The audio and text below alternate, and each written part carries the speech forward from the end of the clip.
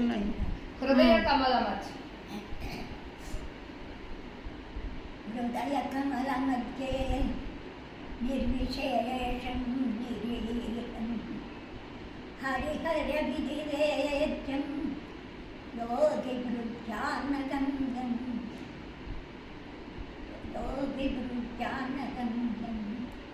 జనన మరణ ప్రీతి భ్రంశే సచ్చిత్స్వరూపం సకల భువన బీజం బ్రహ్మ చైతన్యమీడల్.